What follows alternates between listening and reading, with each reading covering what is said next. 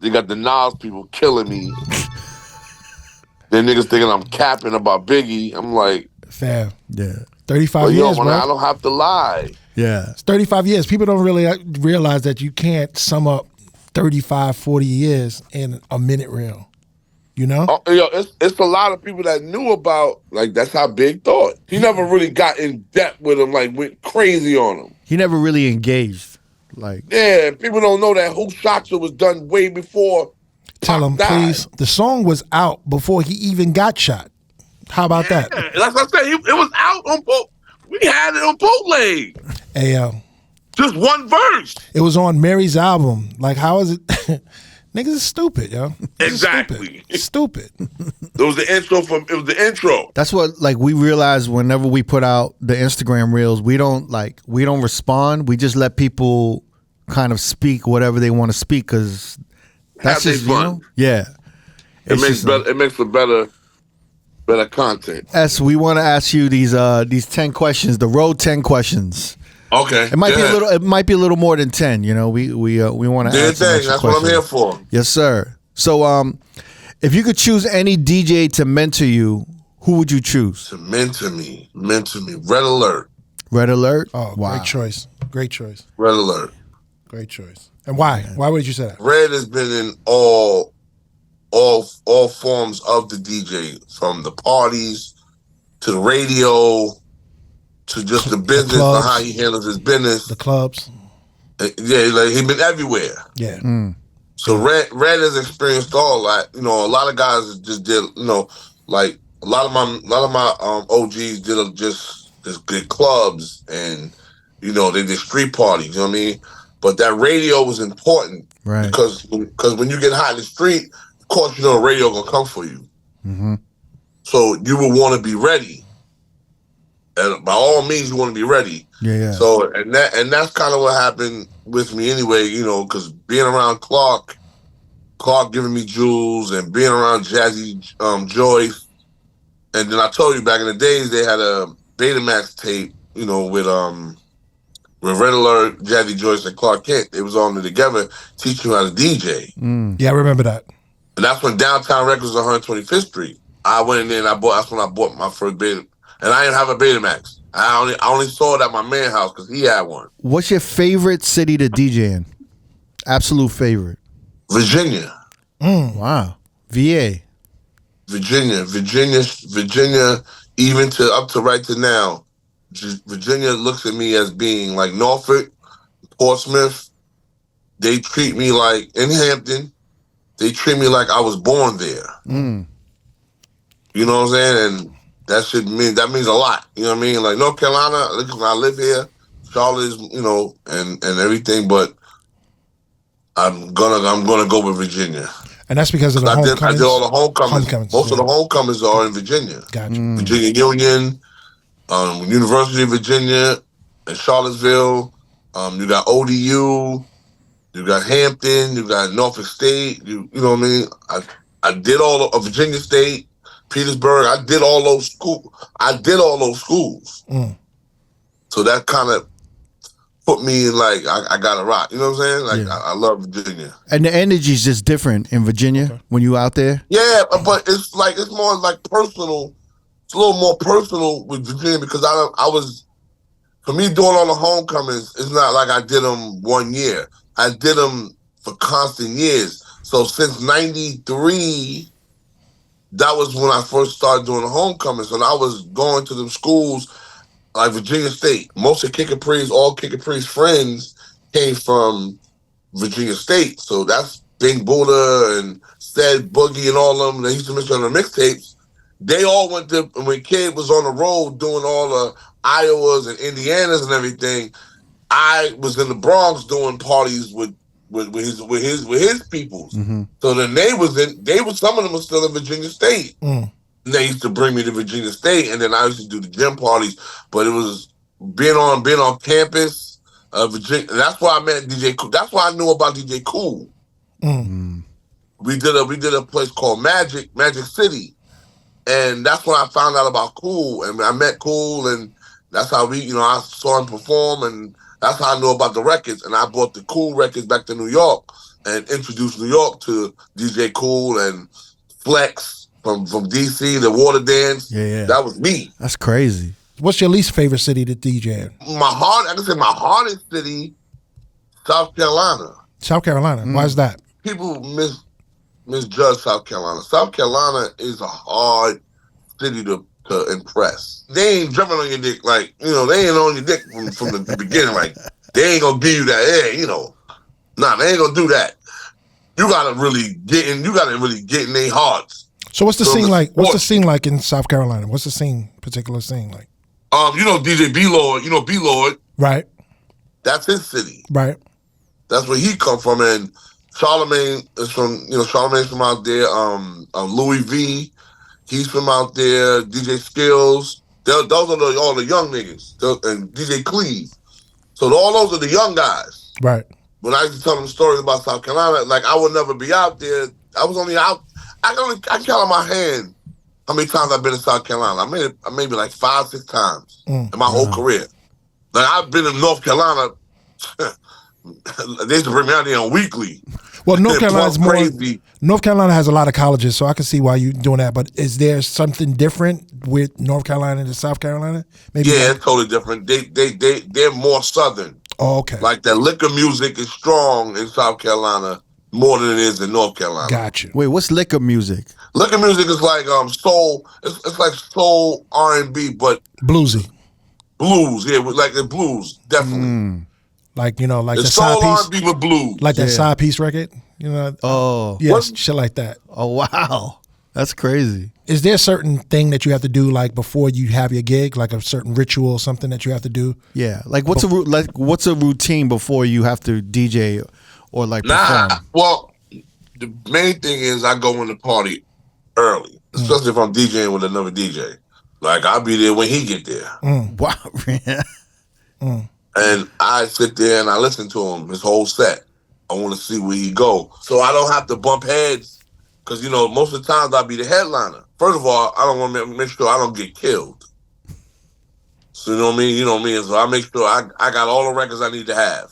Did something happen before where you learned like, yo, I gotta go through early? I got humbled early. And I always said I can't let that happen again in business. Like, yo, always have your records in every city. You never know what's gonna.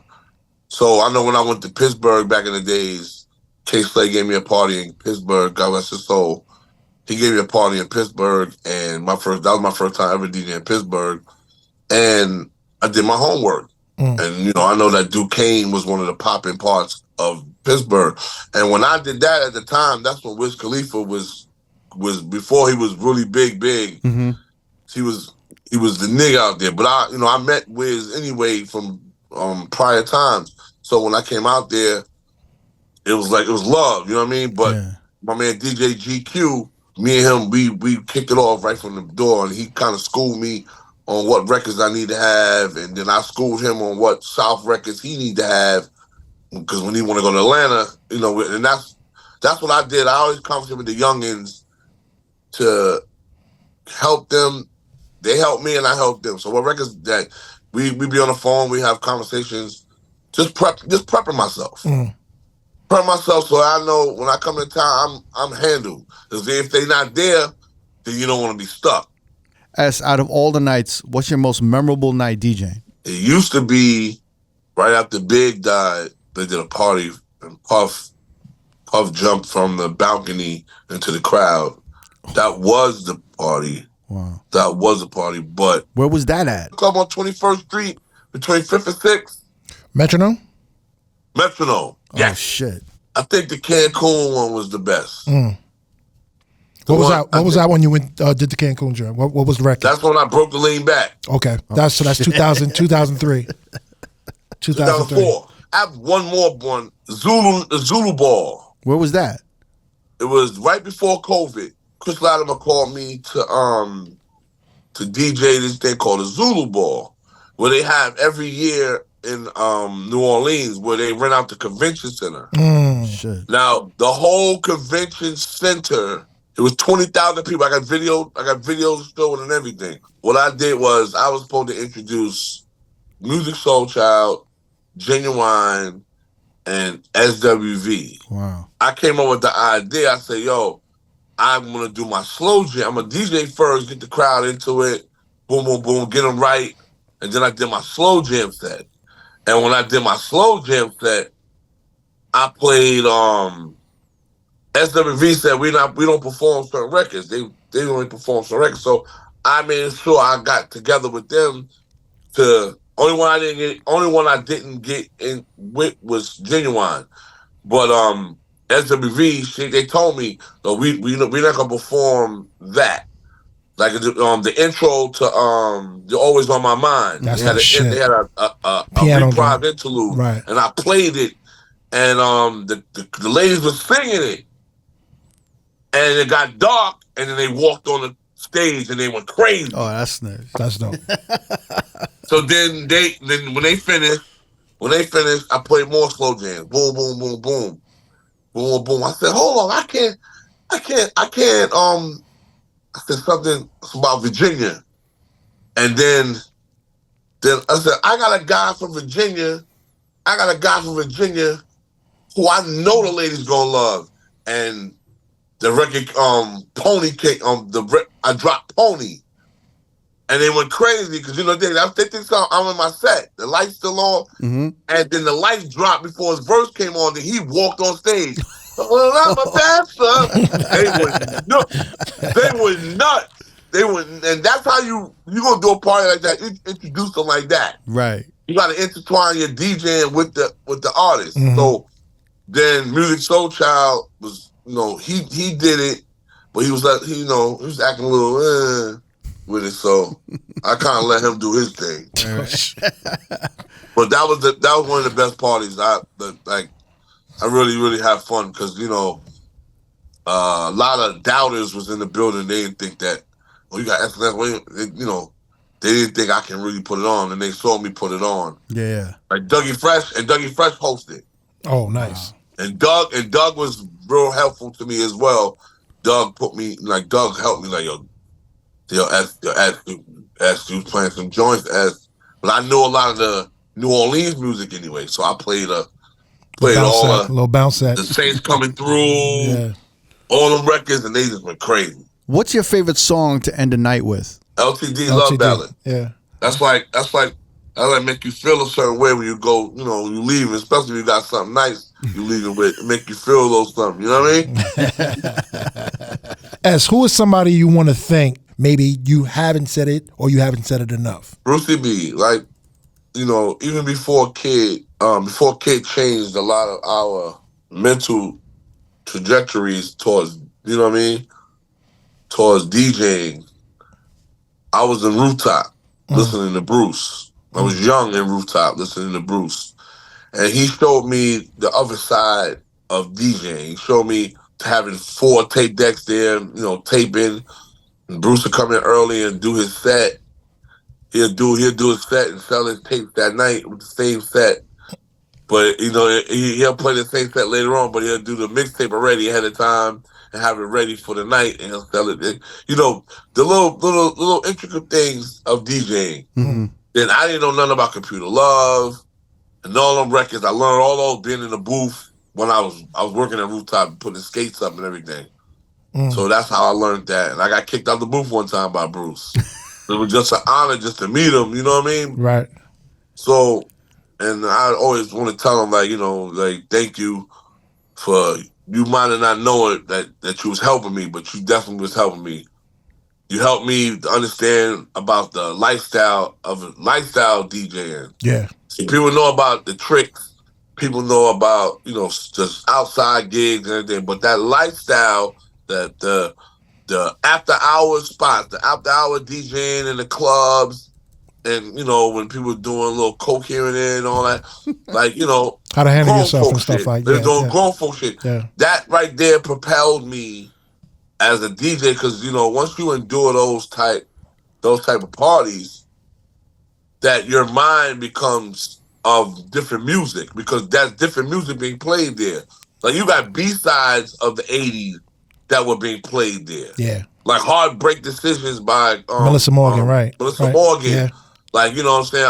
Because I Love You Baby by Denise Williams. Right. Like, Those A weren't lot of singles. people don't know those records. Right, those weren't singles. Those are album cuts. You know what Those I are mean? album cuts, and I learned that from Bruce. Right. Bruce used to play those records. Thanks for Being Polite by Michael Jackson. Right. Right. Those are records that you wouldn't even, even know. People don't know about. Right. Those are classics, definitely. Brucey B, man. Okay. Thank you, Bruce. Love you. And Hollywood too. Hollywood, Joyce, Clark. I took them all and put them into one DJ. That's what's up. Starsky definitely love Buff Starsky. Without love Buff Starsky, I don't think I would ever learn what I learned. Because I was DJing for him in those after hour spots. I was playing the new stuff. He played all the old stuff because he had just came home. Love Bug, rest in peace. I love you, my brother, always. Let's say it's your birthday. You could have any DJ you want. You could have any performer you want. And you could have any venue you want. Which DJ, which performer, and which venue are you going to have on your birthday? No disrespect to no DJs, but me. You gonna DJ your own party? I've always DJed my own party. That's what's up. And I grew up with a million of DJs. Niggas that's close to me, everything. No. All right, so where you gonna have it at? Where you gonna have this party at? And who's gonna be the performer? Remember Bridgewater's? Yes. Hell yeah. Where is this? Bridgewater's is right down the seaport, near the seaport. Oh, okay. South Street Seaport, goddammit. Yeah. That was a monster club. Monster. Wow. Yeah. It was elegant too. What was the capacity? Like 2,000-3,000. Wow. Easy. 2,000-3,000, man. Easy. And you probably saw the water. It was beautiful. Water, the big ass glass windows. Oh, wow. The whole seaport shit was beautiful. The shit. Yeah. My first big party was in Bridgewater and Clark. And that was for Legendary Blue. Legendary Blue used to throw some big ass parties. It was Blue Party. I remember OPP was the hottest record at the time. Shit. Oh wait, so who's the performer? Any performer you want? Mary J. Mary J. The Queen, nigga. Okay. I gotta have the Queen. I gotta definitely have the Queen.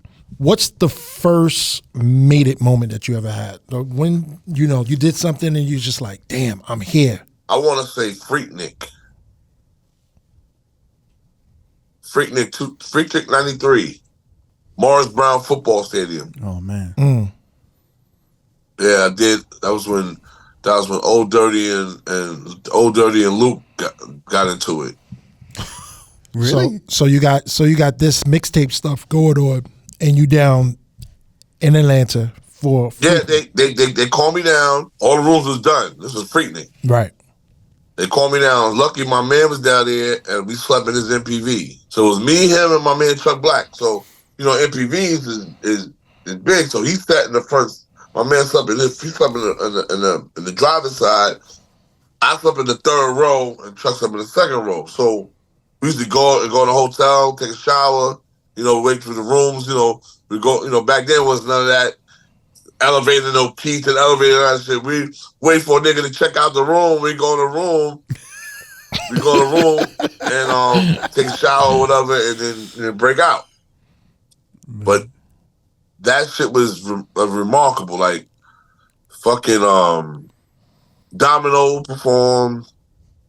Here we go. The Domino performed. Rapping Forte. I ain't know none of these. Listen, when I tell you I was oblivious to these guys, I didn't know none of these. This is 93. I didn't know none of these niggas. Not none of them. So I think I told this story in the interview too. The Too Short joint. Oh, okay. When Too Short performed 20 records, and I didn't know who that was, but he had them going crazy. It was about a good maybe 25, 30,000 on the football field. Wow. Freaknik was crazy back then. But and Ryan Cameron was, I think he was hosting. Yeah, he was long. Ryan Cameron was hosting, and One of the guys did radio out there. I had let Guru. Guru was in the group at the time, the R&F niggas, which is Tracy Lee. Oh wow. I let them get on and perform. They had got in. I let them get on stage and perform. That's how me and Guru and Tracy Lee and all of us got real. Because they was one of the first guys to bring me to DC back in the days for our homecoming. That's what's up. What happened with ODB and Luke? I mean, ODB, Luke had got on because Too Short took forever, so it kind of went to Luke's time.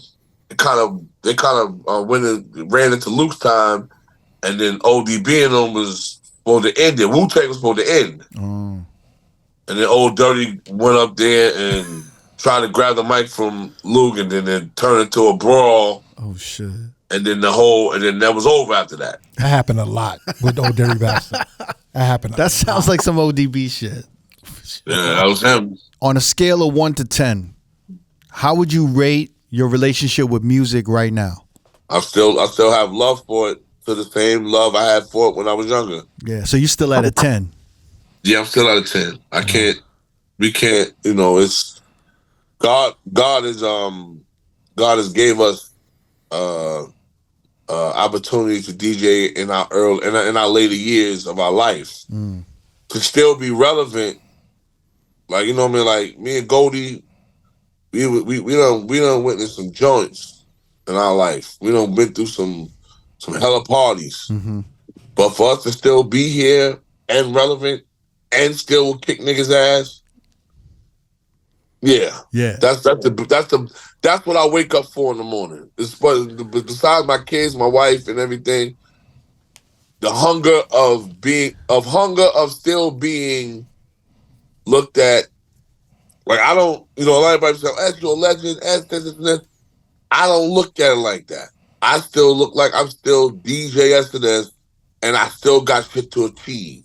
Until I get to that Khaled stage, and that D-Night stage, that Kick and Pre stage, like I did a lot. And I told Kid this. I was like, yo, my nigga, I did a lot, but I ain't did what y'all did. I said, I want to reach that pinnacle of the DJ life. When you reach that pinnacle, when you can get on a mic and people going screaming crazy for your name, that's different, man.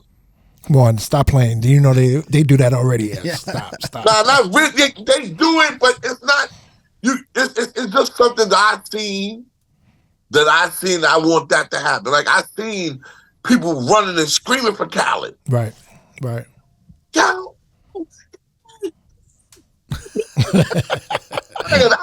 That should have boosted their ego 1,000 times, man. That's like when a rookie dunks on LeBron. You know his chest is poked out. All right, you ain't got to bring LeBron into this. Stop. Well, that's my man. That's my guy. That's my guy, yo. All right, so after a gig, what is your go-to? Like, what do you do? What's like the most fat boy shit that you do? White Castles. Ain't nothing like those crinkle fries, bro, with the double cheese, cheeseburgers. Oh man, Jesus nothing like Christ. it in the world. I'm sorry. I'm sorry for the people in the South. Y'all have crystals. That is not White Castles. It's not White Castles. It's not. When y'all experience White Castle, you guys are gonna understand. Like, y'all got Cookout. Cookout's cool, but it ain't White Castle. White Castle is definitely the reason why a lot of percentage of the people up north are fat. True indeed. That Trust is a me, fact. we got guts because of White Castle, and we love it. Hey, S, we got one last question. All right, it's a little morbid, but I feel like this is a real DJ question. Like, what's the last song you would want played at your funeral? My own record. Your own records. Oh, your own records. Okay. Yeah, I will definitely want a record of me rhyming. Yes. Oh, that's what's up. My record, Harlem World. Off my first album. Okay. That's what's up. Because I'm from Harlem, and that I represents a lot you. of places in Harlem, and that was my first rap record. All right. Well, your episode right now is like a big thing. I mean, like, this shit is buzzing everywhere. Nah, I appreciate it. You know me, I I was like, shit, these are gonna get me killed. Now, why do you think that? Why do you think that? Because people got emotions. So, and then it makes them feel like, oh, why something happened to them then? Mm-hmm. You know, that's what people think sometimes. So, and like I said before, when I put on the post, I said, I did never in a million years did I know that Nas' album was gonna have 10 songs. And I looked over the mixtape again. I only played 7 songs. Oh, you can't count. You can't count. Ain't hard to tell. It was on the album, man. Come on now. But you can't. You ain't hard to tell. Remix. What? You can't count that. That was out already. Gotcha. And the single was out. Right? Damn. Oh my God. You know what's the crazy shit is that I was talking with some other DJs, and honestly, like what Goldie said at the end of that Instagram reel was like people weren't buying East Coast records at that time. If you they were, but it wasn't at the rate at the West Coast. Yeah, at the rate of the West Coast. Puff of them really made the East Coast sales rise. Mm-hmm. Like even Wu-Tang they were selling. I think Wu-Tang might have been the top selling at the time. Nah, it actually wasn't. It actually wasn't. Wu-Tang really sold more when they did the double album. When they did the double album, that's when they really sold. Like even Built for Cuban Links, like even the Raekwon joint, it did well as far as the hood, but it was nowhere compared to what the West Coast was doing at that time. Well, the West Coast came in with a bang. They came in with a bang, and Interscope was a bigger. It definitely was. It was a bigger label. It definitely was. Yeah. And Loud was another thing too. Loud was a big label, but Loud was like I gotta compare Loud to. Loud was like I want to say Fat Beats. What was the other joint? Like a raucous, like you like mean a raucous, exactly. Yeah. Loud was like a raucous, that was a hip hop label, right? Like straight hip, like ruckus, like they had the underground hip hop. That's what Loud was like. But honestly, like even back in the day, early '90s, like it wasn't even like gold was like platinum back then. Yeah. Like so, if a underground hip hop album went gold, that was platinum back then. And it wasn't until platinum was like going triple platinum and like you had Snoop and Dre and then like Bad Boy and all this shit. Then platinum became like the new standard for shit. But when Bad Boy took over, it was just like when the South took over. It was about the party. It went to the party. You remember it went NWA, it went with Kane, KRS-One, G-Rap, the Symphony, all that shit. Nice and Smooth was really the only, Nice and Smooth and Kwame were the only 2 artists that were doing the, like fun rap. And Biz. Those 3 were doing the fun rap. Then came NWA. And then they got serious. When they got serious, the guys like Public Enemy and X-Clan and all them started to disappear. Because everybody was on this new phenomenon, niggas is cursing on records. Right. I think that's what they wanted. I think that's the time that's what they wanted to hear. And then that's when Wu-Tang came they was the street guys, and that's how we was wearing clothes. We had the army coats. And we seen a group of niggas. When you see Wu-Tang, you thought that was a real gang. Like, oh no, these niggas about to fuck shit up. Mm-hmm. Well, they treated it like that. That's why they got so much love in New York. Yeah, for sure. Because New York. It was authentic. It was authentic. New York. That's what niggas wore. Yeah. 40 belows and army suits. Nigga, that was a nigga. Army and Navy used to get money from flight jackets. That was a uniform. Army and Navy was like H&M. Mm-hmm. Yeah, Army Nation was like an H&M for us. Everyone had an Alpha Flight. Everyone had a field jacket. Everyone had all that military shit. All of that. No, it's nothing like walking outside with a green, crispy Army coat. Yeah, Straight like that. With the Army hat with the string. yeah. With the come on, it was nothing like that. And you have a pair, and you got a pair of beef and broccoli. Beef and rocklers, yep, or some constructs, yep, some butter. That's New York. That's just New. That's how we dress. And, you know, you had certain other niggas who dressed different, but about 95, that's when the dressing started changing. Mm-hmm. Yep. Yeah, like because New York, it was lifestyle music. It was more geared towards the lifestyle of the party, and that's why Brooklyn was doing what? Polo. Yeah. Brooklyn was all polo. Yeah. And Harlem was Nautica. Mm-hmm. Mm. You know what I mean? And then Benetton came up. Then the preppy Brooklyn, the Brooklyn niggas started really wearing Benetton a lot too. That's the cats that went like out of the neighborhood to go to school and shit like that. Yeah, niggas that went to like niggas that went to graphic arts. Yeah, and, yeah. There you go. Niggas was wearing Benetton. Yeah. You could not catch a Brooklyn nigga without some Benetton on. Yep.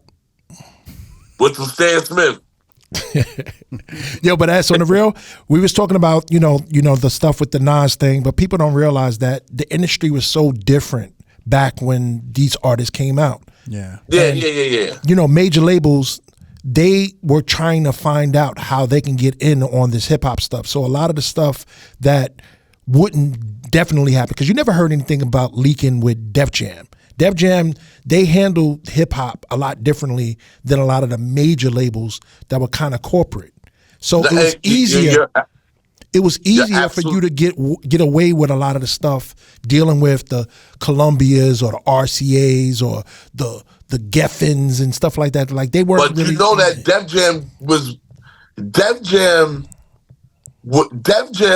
a part of the culture of the mixtape. Right. Well, people don't understand.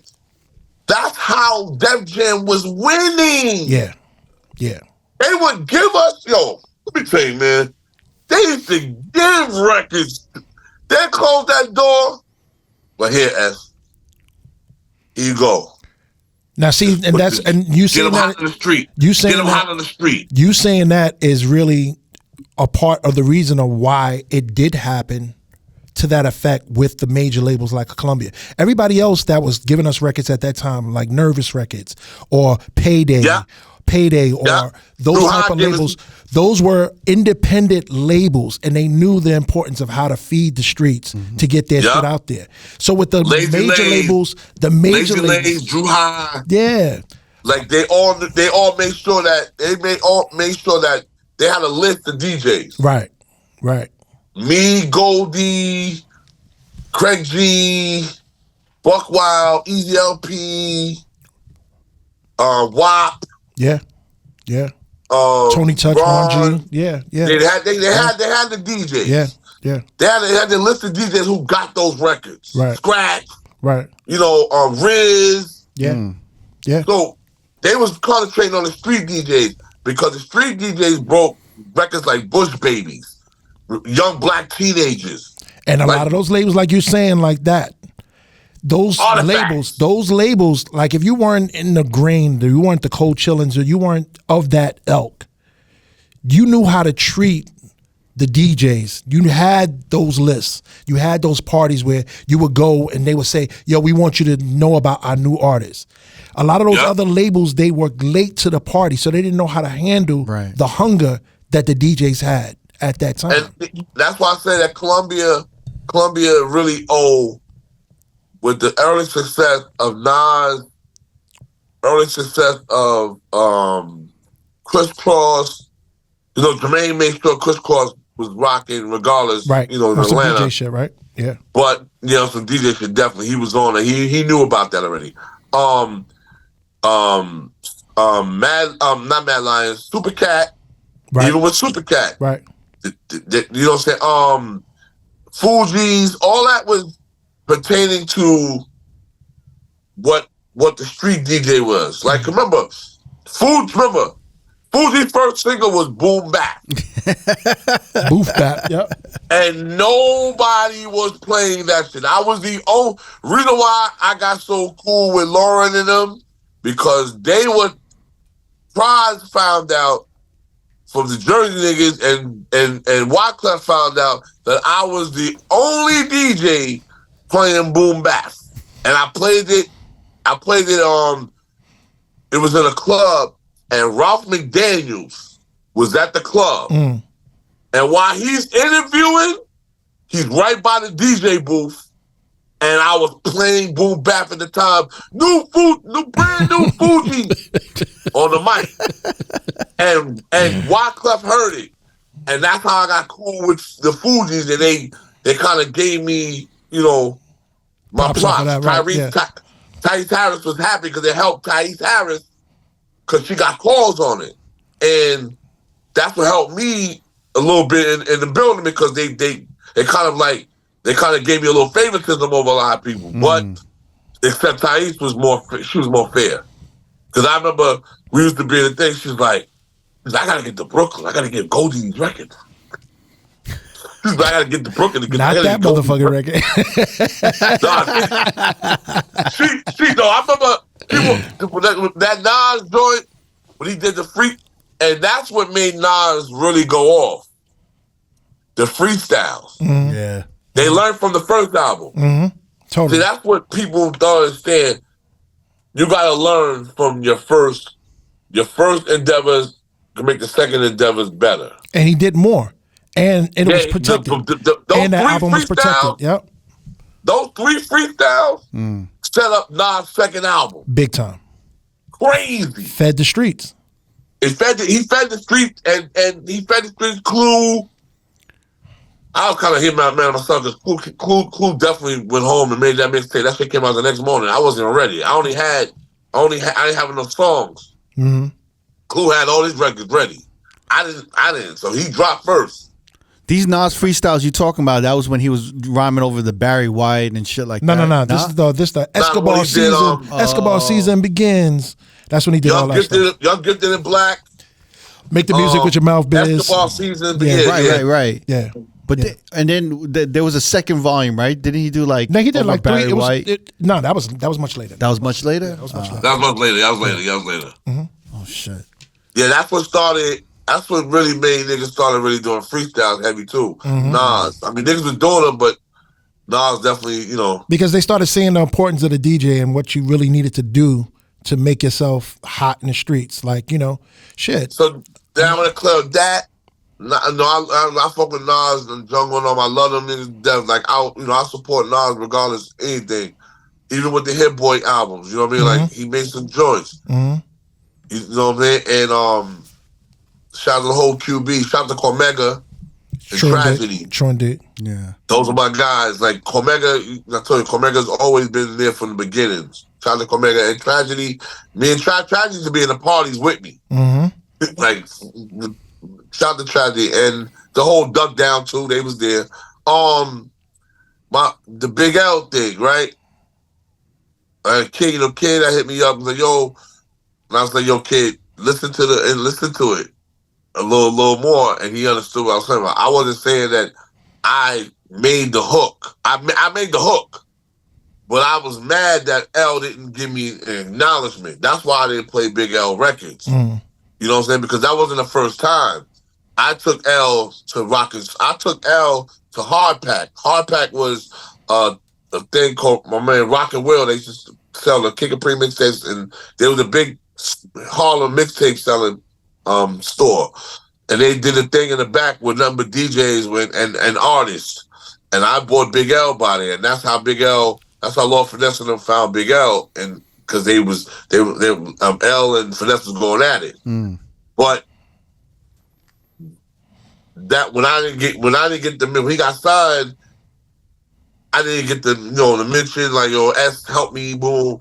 It wasn't none of that, so I was kind of upset. But I knew everybody from 39th, so I kind of moved at the side. But when he didn't give me the recognition for the kick, giving him the hook for him to do it, for putting on, Kid, we went and got Kid. I wasn't mad at him about getting Kid. I was mad that he just didn't give me give me a co-signing. my Papa do. Right. So I said, you know what, I'm not playing no more. Until we had a conversation, me and L had a conversation about it, and we was cool about it. You know what I'm saying? I love L to death, and that's when I started playing Ebonics, and even before Ebonics, like I was playing American Dream. Mm-hmm. You remember those records, American Dream? I was playing the joint with Gruff. Yep. Like I was heavy playing, 39, 40 records, Harlem records. Those are my group, BBO, Children of the Corn. Indeed. That was me. I was playing those records heavy. Indeed. So nobody thinking that I didn't pump an L and I wasn't supporting Harlem. It's always Harlem first. Yeah. But I said I held my ground on that one because if I help you, show the love, man. Period. That's all. Period. That's all I ask. If I help you, like Jeezy, like Jeezy from Atlanta, he don't have to say, S helped me, S did this for me, S did, like, you know what I mean? Like, you can't do the niggas in your town got to give you the same love. You know what I'm saying? Right. They got to give you the same love, and somebody else out of town is gonna show you more love. That shouldn't happen. Mm-hmm. Indeed. But I'm always, I just want to let people know that I don't ever get mad at me. I don't want people get mad at me and get all emotional. Don't get all emotional. You got more stories, S. I think we got to have you back for part 2, man. Oh yeah, I got a lot more stories. And I don't listen, when I talk about stories, when I tell stories, I tell the truth. I'm not gonna tell a lie. I'm gonna tell the truth. You know what the thing is, S, you've been around so long, it's like people would. I was just talking to Cricket about this. I was like, yo, we've been around for so long that, saying that you knew Big or saying that you was around Pac or this, that, and the third, it almost sounds like you telling somebody about Abraham Lincoln or George Washington or something. Yeah. People don't understand that these guys were in the clubs. Pac was on I got a picture where we was on 2/5. Fair. And Pac was shopping at KB Khan, and people don't know about what KB Khan was. Yeah, but the thing is like they're so larger than life now that people don't realize that, we actually hung out with these cats. We actually broke bread and made money with them. Absolutely. You know what I mean? That's why I got cool with the Outlaws. Because I used to play the Outlaws. On mixtape. Nobody was playing Outlaws on mixtapes. Bro, me. I'm telling you, man. Me. And if any of them will tell you that S was there. You know what I'm saying? That's Tretch's boys. Exactly. Those are Tretch's boys. Shout out to my boy Tretch. Me and Tretch got a new record coming out. Crazy. Oh, nice. Like, I ain't gonna spoil it. Well, like you said, you still here. Tretch went back to the flows. Tretch got the flows. Like he was on the flow yesterday.